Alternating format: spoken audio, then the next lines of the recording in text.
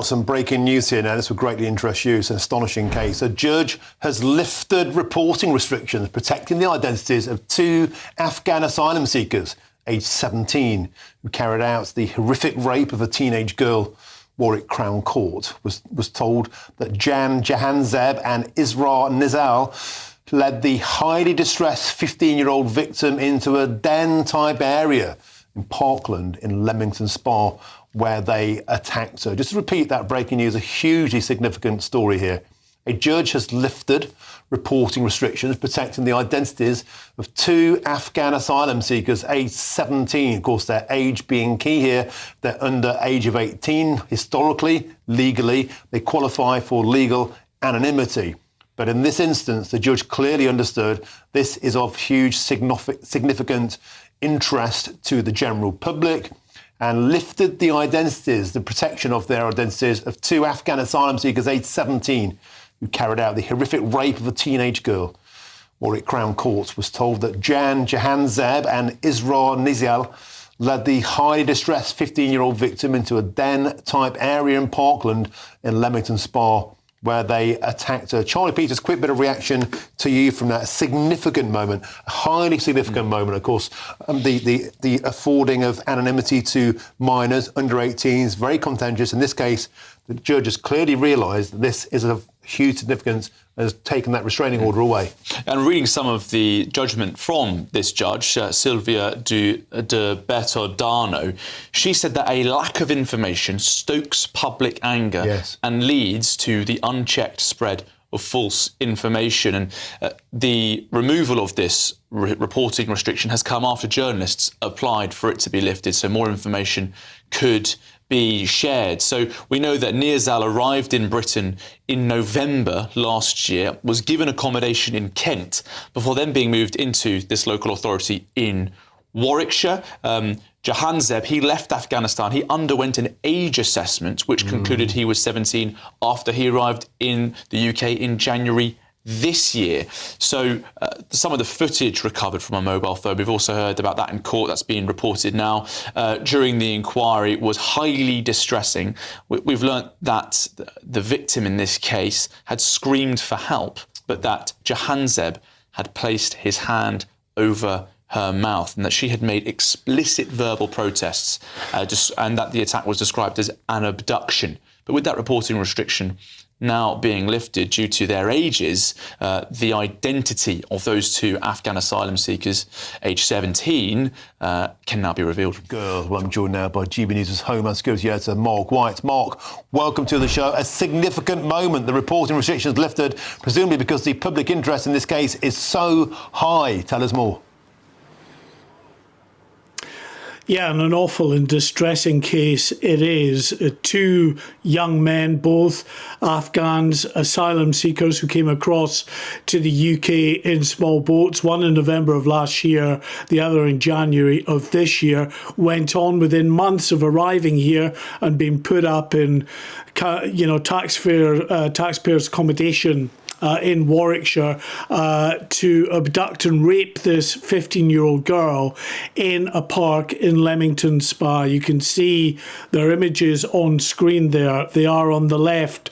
Jan Jahanzeb and Israr Niyazal, both described as 17, although, to be honest, their true age is not actually known because when they came here in small boats, they threw away their identifying documents, as so many that arrive on small boats do. And so they had to go through assessments effectively to try to, as best they can, guess the age of these individuals, and that age was put at 17. Now, we're told that Jan Jahanzeb will be deported from the UK once he has served his sentence. But Israr Niyazal, who pleaded guilty in October to this charge of rape, and he pleaded guilty a day before his assessed birthday of 17, he may well have a case to remain here in the UK, and indeed his legal representative has said that he would like to try to build a life for himself in the UK at some point after his release. We are awaiting the word from the Crown Court to get the full details on what the sentence for these two individuals is concerned. But as I say, Martin, a horrific attack that took place. This 15-year-old girl was in a local park with friends. Jahanzal had grabbed her, tried to pull her to what was described as a secluded den within this popular park, a wooded area inside there. She was kicking and screaming and resisting. She even called out at one point to a woman walking by for help. That woman did not come to her help.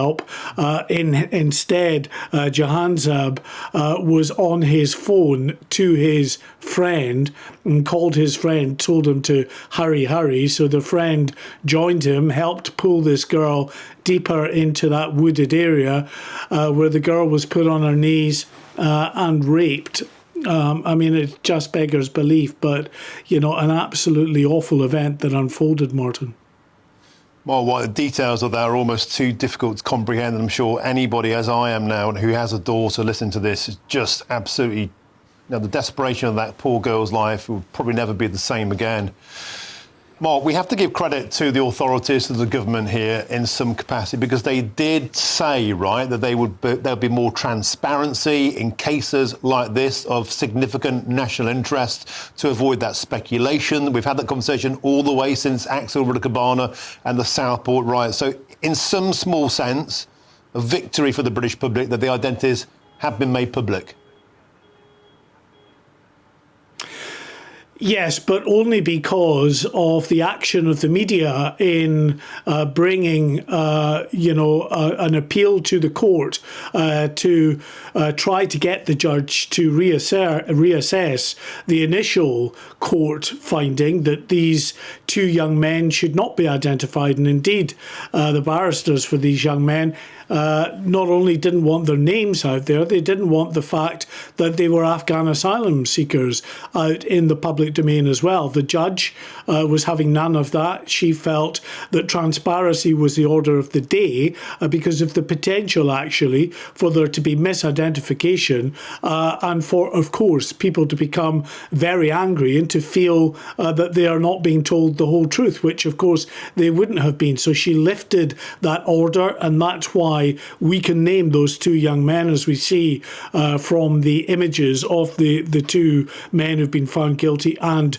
are awaiting sentence, as Jan Jahanzeb and Israr Niyazal. I should say as well that there was a victim impact statement, Martin, that was read out on behalf of the 15-year-old victim, and understandably it's distressing. But what I can share with you is that she said, "I'm no longer a happy, carefree teenager. This was my first sexual experience. Now, every time I go out, I don't feel safe."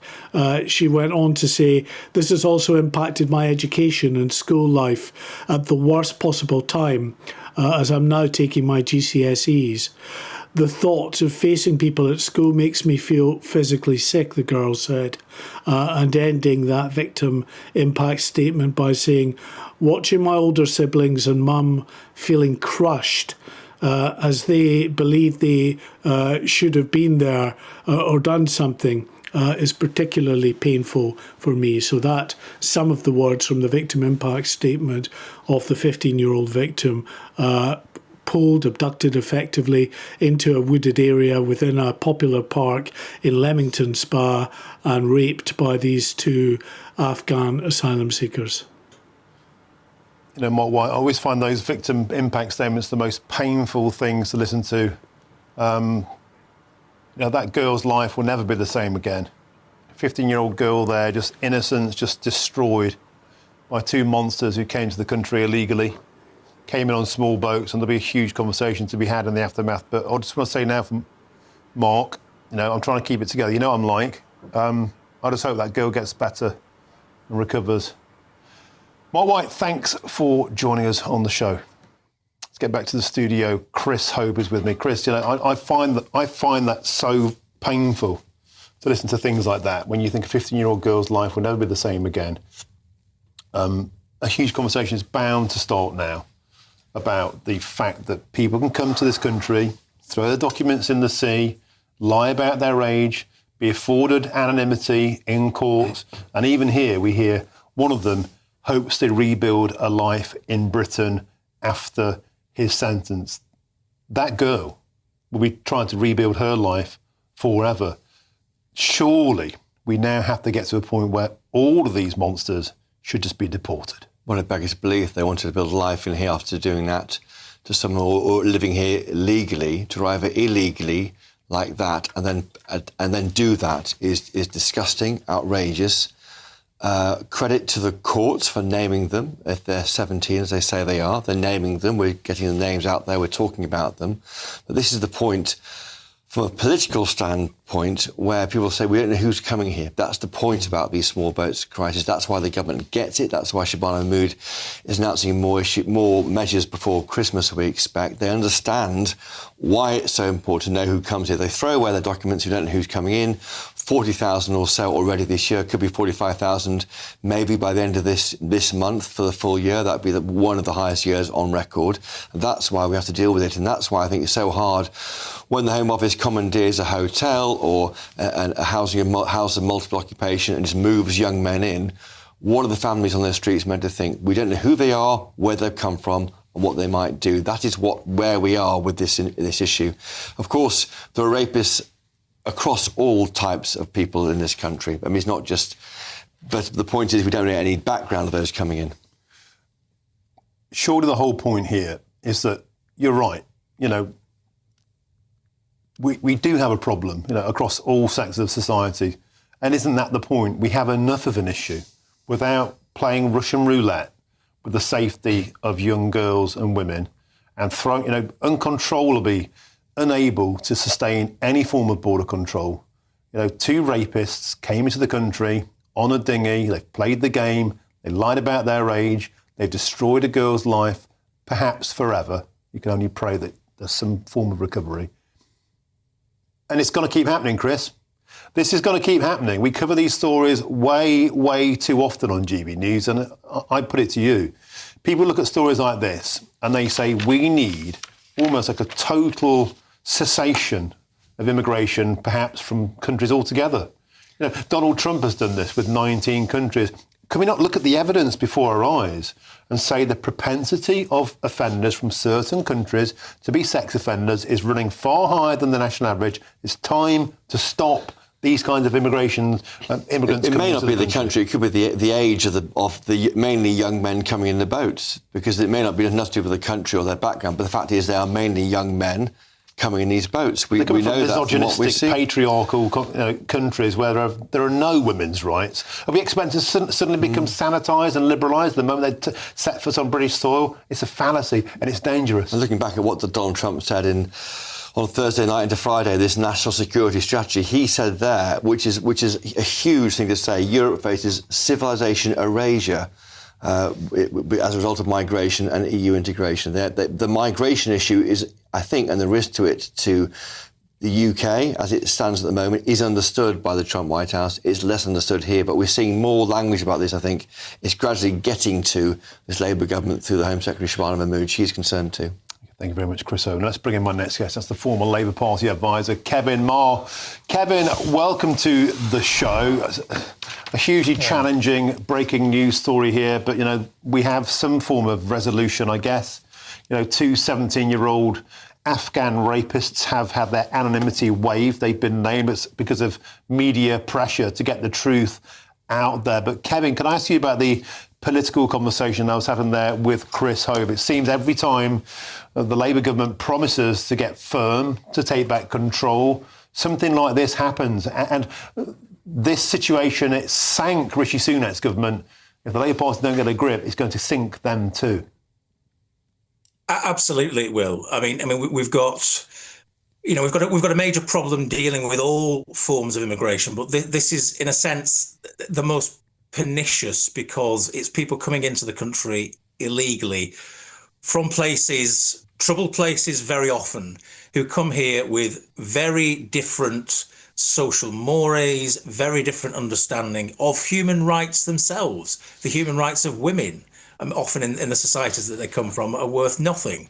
And to have people in very large numbers in our own country, stacked and packed in provincial hotels or housing of multiple occupancy as councils and the government buckle trying to find places to put these people, bad things will happen. And the public, demand that they're protected, and they hear a case like this, and they become very, very fearful. And if the public are fearful, they will demand that the politicians do something about it. So the politicians, whether it's the blue team previously or the red team today, have got to run ahead and run faster than public opinion. And Shabana Mahmood has made a few, I think, powerful interventions in the last few weeks in this regard of trying to reflect public opinion in the centre of gravity, I think, of the British public. But she's done something else really as well, which is to try and expose a kind of what I would describe as a kind of liberal hypocrisy, which is often weak on people coming to this country.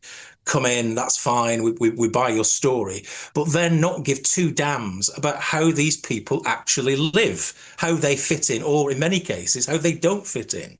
And that's the problem that we're seeing, huge stresses in places, towns and cities and suburbs that have already got big social and economic problems, and having lots of these people dumped in them as well. And it's just a recipe for absolute disaster. It's a recipe for a divided society. We talk a lot about community cohesion, but the pressures that we're seeing through immigration and illegal immigration are doing huge damage to community cohesion, because of course lots of these people are not.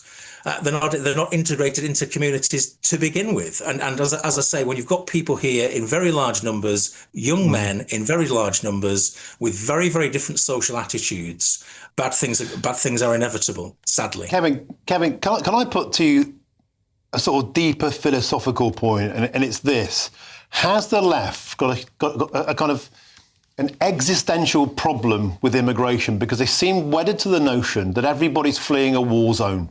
And they believe that everybody on the other side who opposes, everybody is racist or Islamophobic or small-minded little Englanders. And there's almost a necessity to back up their point, because if they backtrack at all, it shows that they're backing the wrong horse. It shows that the illusion of open borders, the illusion of the multicultural dream, is actually a dangerous illusion. But they can't carry on down this track and expect the public to go with them. The public are losing the plot with them. I think there's a big distinction between what we might term the kind of liberal left, the kind of middle class do-gooder left, if I can put it like that. And I don't come from that tradition. I'm from a northern working class tradition, which says we've got to look after our own people. Now, what we can do, what we should do, is have a really good approach to overseas aid. And unfortunately, this government's gone in the opposite direction and cut that quite considerably. We've got to say to people, we can't have the world come to our shores and come to our country. It's just not fair. And the big problem that we've got is that because, the great achievements, the great labour achievements after the war, the welfare state, social security system, the NHS, social housing, all of them are buckling because of mass immigration, because our system is a contributory system. You pay in to hopefully get something out when you need it, but you pay more in during a working life. And if we've got automatic entitlements for people who come to this country who have not paid into our system, then our system starts to fall over. And that's what we're seeing with social housing, we're seeing with the NHS, and we're seeing with the benefits bill as well. And the great danger is that the British public lose faith in those institutions because they say, I'm paying a hell of a lot of tax and I'm getting nothing out. And I think that's now where our politics is. And it's a very, very dangerous time for the political left and for the Labour Party. Now, there are people in the Labour Party that genuinely do get this. If you listen to people like Maurice Glassman, if you listen to people like Shabana Mahmood, they get it, but there's still many that don't, unfortunately. OK, Kevin Moore, you get it. And thanks for coming on the show today. I always appreciate your time. I sincerely do. Thank you. That's former Labour Party advisor Kevin Moore. And also thank you to you, Chris Hope. Excellent, as ever. Difficult breaking news for us both there.